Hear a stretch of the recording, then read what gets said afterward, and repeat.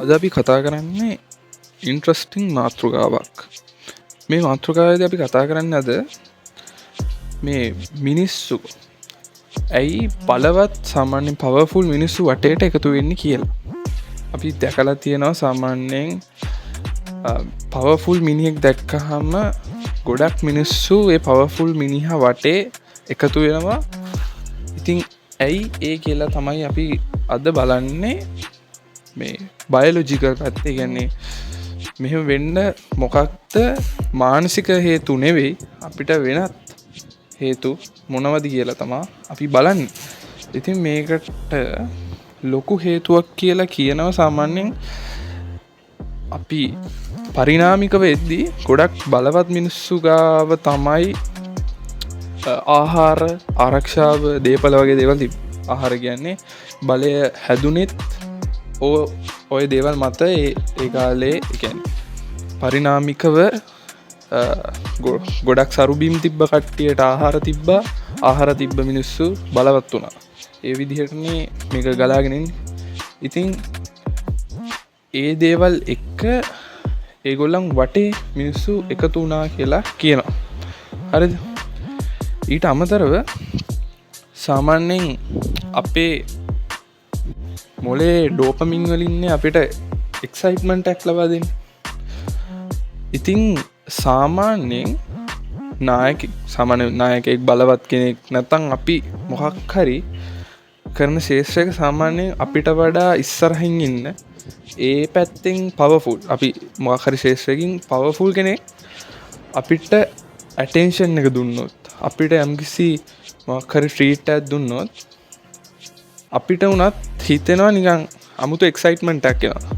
අන්න ඒක නිසා ගොඩක් කට්ටිය මේ බලවත් මිනිස්සු වටේ එක්සයිට්මන්ට් එක ගන්න ඕන හින්දා එකතු වෙනවා කියලා කියනවා.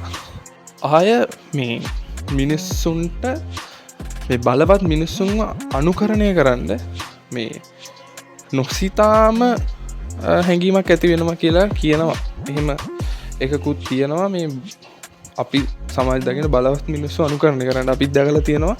බලවත් මිනිස්සුන්ව සාමාන්‍යයෙන් අනුකරණය කරන්න උත්සාහ කරන සමහර තැන්වල දී සමහර කට්ටිය ආය ලොකු ෆැක්ට් එකක් තියෙනවා. සාමාන්‍යයෙන් මේ ස්ට්‍රෙස් එක අඩුවෙන්න මේක හේතුවක් කියලා. මොකද යම් කිසි අපි තනියෙන් හිටිය කියමුකෝ අපිට ලොකු ප්‍රශ්න ගොඩකට මුහුණ දෙන්න වෙනවා. එතකොට ස්ට්‍රෙස් එක වැඩි. ඒ වුණාට යම්කිසි බලවත් කෙනෙක් වටේ ඉද්දී අපිට ඒ හම්බෙන ස්ට්‍රෙස් එක අඩු වෙනවා. එහෙම එකක් තියෙනවා. සහ අපි හැම වෙලාවෙම මම කියනකට වඩා අපි කියද්දි අමුතු ශක්තියක් තමන් තනි නෑ වගේ අමුතු හැඟීමක් දැනෙනවා. යන්නේ ඒකෙන් ස්ට්‍රෙස් එක අඩු වෙනවා. ඒ හින්දා හැම වෙලාවෙම බලවත් මිනිස්සු වටේ කට්ටිය එකතු වෙනවා. සහ බලවත් මිනිස්සු තමා බොහෝ දුරට මිනිස්සු පාලනය කරන්න සහ මිනිස්සුන්ට යම්කිසි දිශාවකට යවන්න කට්ටිය. ඒ නිසා තමන්ට අමුතු ආරක්ෂාකාරී හැඟීමක් දැනෙනවා කියලා කියනවා. තවත් දෙයක් තියෙනවා මේකින් තමන්ටම මේ බලවත් කට්ටිය වටේ එක්රැස්වීමෙන් තමන්ටම තමන් ගැන අභිමානයක් ඇති වෙනවා. තමන් ගැන ගෞරවයක් තමන්ටම ඇති වෙනවා කියලා නොසිතාම ඇති වෙනවා කියලා කියනවා. සහ මේ දේවල් මෙහෙම වෙන්නේ අපි මිනිස්සු විතරක් නෙවෙයි සත්තු ගොඩක් සත්තු මේ සර්වයිව් වෙන්න තමයි හැදිලා තියෙන්නේ. ඒ කාලේ ධම්ම අපි සර්වයිව් වෙන්න හැදිච්ච හැම සතාම වගේ සර්වයිව් වෙන්න තමයි හැදිලා තියෙන්නේ. අන්න ඒ නිසා තමයි මේ විදිහට මේ බලවත් කට්ටිය වටේ එකතු වෙන්න බලන්නේ හැම සතාම වගේ. හැම සත්ව රංචුවකම බලවත් කෙනා වටේට තමයි අනිත් කට්ටියම එකතු වෙන්නේ. ඒ වගේම තමයි මනුස්සය.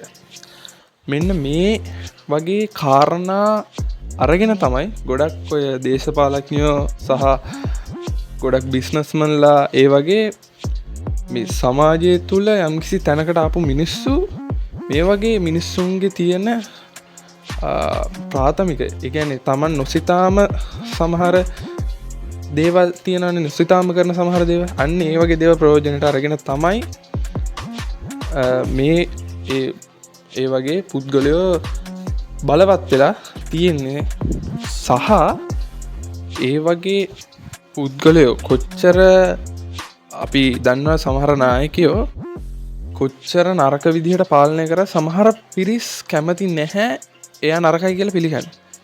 ඒම වෙන්නේ අර ස්ට්‍රෙස් කතාවම තමා කලින් තිබ්බ. මොකද ඒගොල්ලන්ට ස්ට්‍රෙස්සයක් එනවා මේක බැරදී කියලා ඒගොල්ලන්ම දන්නවා. ඒක හිතන්න කැමති නැහැ. ස්ට්‍රෙස්සයක් එන නිසා ඒගොල්ලන් අරයා කොච්චර වැරදුනත් හරි කියලා පිළිගන්නම එහෙම පැත්තකුත් තියෙනවා.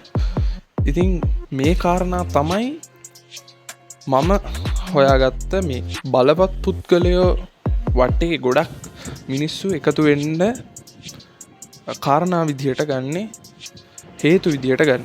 ඉතින් මේ වගේ තවත් ඉන්ට්‍රස්ටිං මාතෘකාවකින් අපි ඊළඟ වීඩියෝගේදී හම්බෙමු.